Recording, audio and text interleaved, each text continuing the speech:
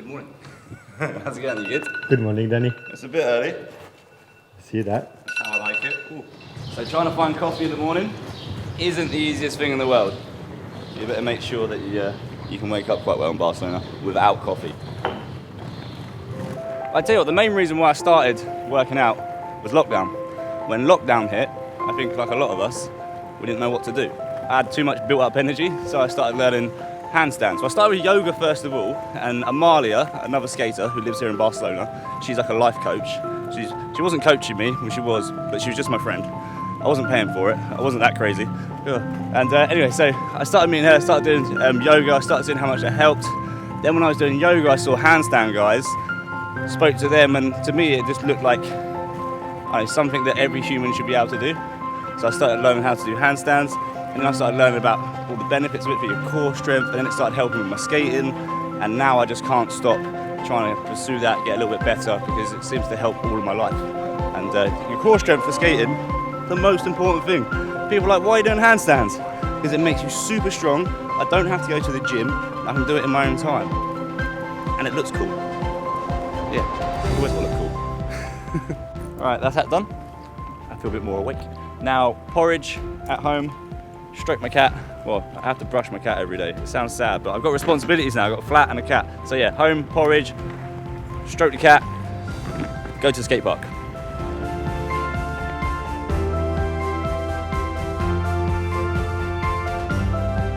Welcome to mi casa. This is where I live. This is an outside terrace, which is quite nice. And then inside we got the house, which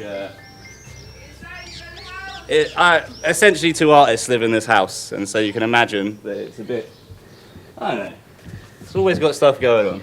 There's paintings on the wall, the best artwork you're ever going to see in the world by the world-renowned C. Beriani, and she's actually working on some new stuff at the moment, and so her stuff's everywhere. That's what this is right here. It's kind of cool. I like being around it, it's cool. I call myself a bit of an artist. I don't paint, but I do other things with my artistic self. But yeah, porridge. Let's go. So yeah, I expect a lot of people think that I live in luxury, or maybe they don't. But I'm very grateful for what I have and where I'm at. And yes, my oven looks like it's from the 60s, and you know, so does my kitchen. But it's a very nice way to live. It's very nice. Look outside. I'm on a roof.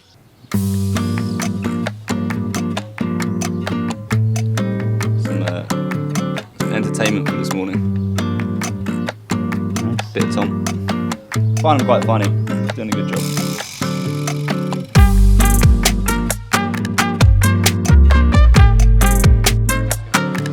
Right, to the skate park.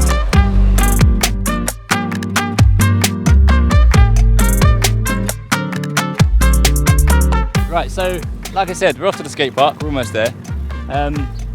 With my aggressive skates in my bag. This is something I think I need to talk about a bit, and it's kind of the purpose of today as well, so you guys can get to know me a little bit more.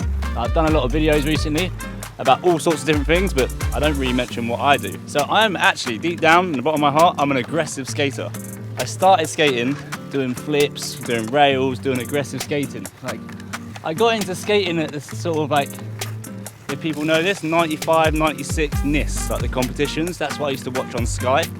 And I watched the British Championships. It had a Ben and Dean Jagger in it. But actually what got me into skating is I saw a show with Ben and Dean Jagger. It was a Team Extreme show actually, near where I live. I thought it was the most amazing thing ever. They were like confident, they were powerful, and they were happy, which was a really important thing. And I was just like, at that moment in my life, I was like, I want to be like him. Dean Jagger was actually my idol. And that's how I started skating. I've never stopped aggressive skating, ever. But I saw an opportunity, especially with the job that I got with Rollerblade and free skating. I love skating, I love getting people into skating. And so I use free skating as like a medium to really sort of like push skating in my own way to attract people to our sport, and hopefully take them back to this, aggressive skating and doing rails and stuff. Yeah, so that's a little bit about me. I am an aggressive skater, if you didn't know, because a lot of people go, oh, do you have aggressive skates? It's like, I grew up in aggressive skates. I am an aggressive skater. But I'm also a free skater now. I'm doing marathons and all sorts of stuff. The reason for this is a job with Rollerblade. Rollerblade gave me a really cool opportunity, and I decided to make the most of it, and that's exactly what I'm doing.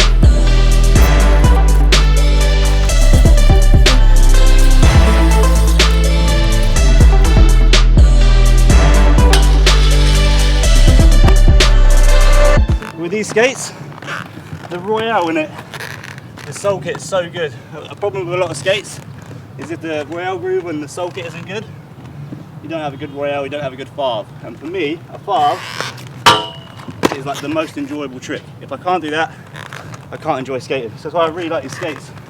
The Royales and the farves, bellissimo.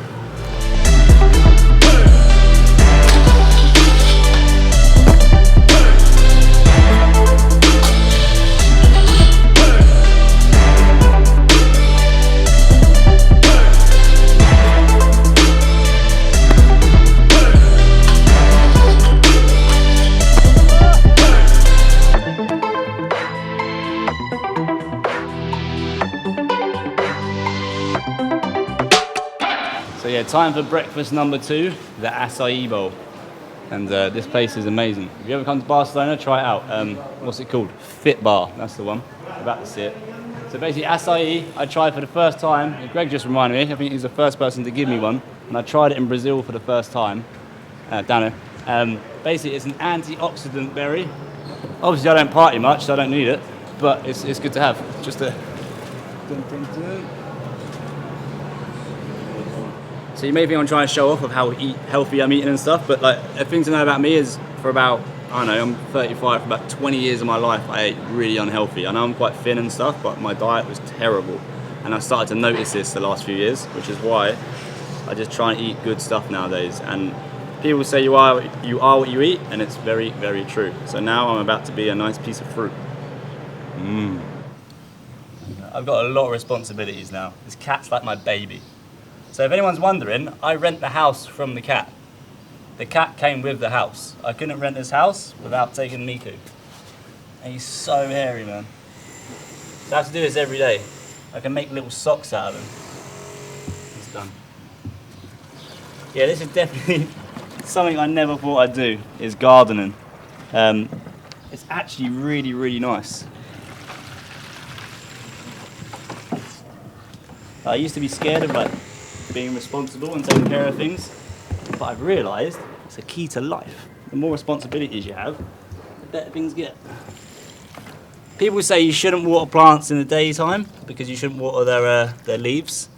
I forgot to water my plants this morning, so I'm breaking the rule.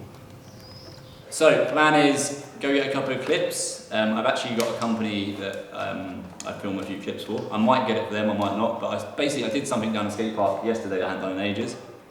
Anna's going to help me film it, and then I've got to be back here in about an hour because I've got a lot more work to do, like I said, with the edit the Kevin video.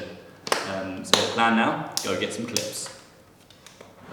Right, so another question I get quite a lot is about how to skate on different terrains. This terrain is quite a good example. It's got loads of lines in it, and they go straight and they go sideways. When you're skating the floor like this, you always want to be moving. You never want to have your legs straight because then you get stuck in the lines. It's called tram lines and it'll make you run like a train. So always side to side, keep it moving when you're on floors where you can get your wheels stuck. Awesome. I'm going to do this in 3 steps. So, the question I get is how to invert. Inverts aren't particularly easy, but they are easy to learn. I know that's a massive contradiction, but I'm going to show you 3 steps to get you on your way. So first step, well, first thing we need a bowl. Let's go.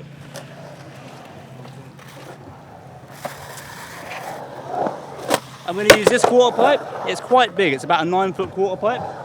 You don't have to do inverts at the top of ramps, but to learn it, a bigger transition is really, really always a real must, to be honest. So with the invert, I'm going to break it into 3 easy steps. The first step, roll around, find which way you want to turn, and put your inside hand on the floor.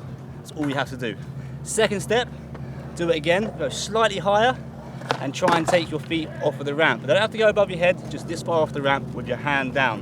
And then the third step is you try and get it higher, extend your legs higher, and put your arms straighter so you do more of a handstand and invert. Right, so another question I get a lot is how to backflip. A lot of people are like, backflips must be scary, they must be dangerous. Yes, they're both of them things, but they're also quite simple. I'm going to show you 3 steps. Okay, and with these 3 steps, if you want to try the backflip, always remember wear elbow pads and knee pads on the helmet. But if you follow these 3 steps and you really give it a go and put 100% in, I'm almost certain that you'll be able to learn to backflip. Super simple. So the first step, you want to literally just roll up the ramp and roll down. So you roll up forwards and roll fakie. We're going to do it in a quarter pipe, so you want to backflip and land fakie. So just get to rolling up and down, rolling up and down. As you're rolling up and down, I want you to picture yourself doing a jump and landing fakie. And so then the next step is you go up and you jump and you land fakie. Okay? Whilst you're doing that, you want to have your arms ready like you're going to throw them, but just have them there ready. Okay? So you're just practicing airing with your arms and then down landing fakie. The last step to this, the third step, is once you're confident to chuck the backflip, once you go up the ramp and you reach the top, you throw your arms as hard as you can backwards and you look with your head. This is really important. You just look and you spot your landing with your eyes. As soon as your head goes over, the rest of your body follows. And that's why we use our arms as well. So you throw your arms and your head, you're definitely going to come round and you should be able to spot your landing and roll away. Maybe not first go, keep giving it a go and I'm sure you'll get it. Like I said, backflips can be hard, they can be scary, but they're actually very easy if you get over the fear.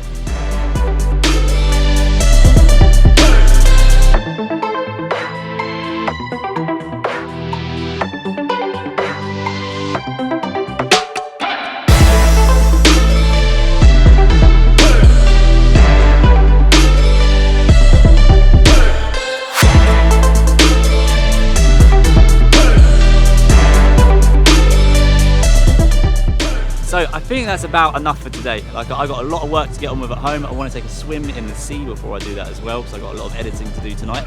I just want to say thank you for coming around. I hope you enjoyed it. I hope you got to know me a little bit better and what I get up to and a little bit more about me.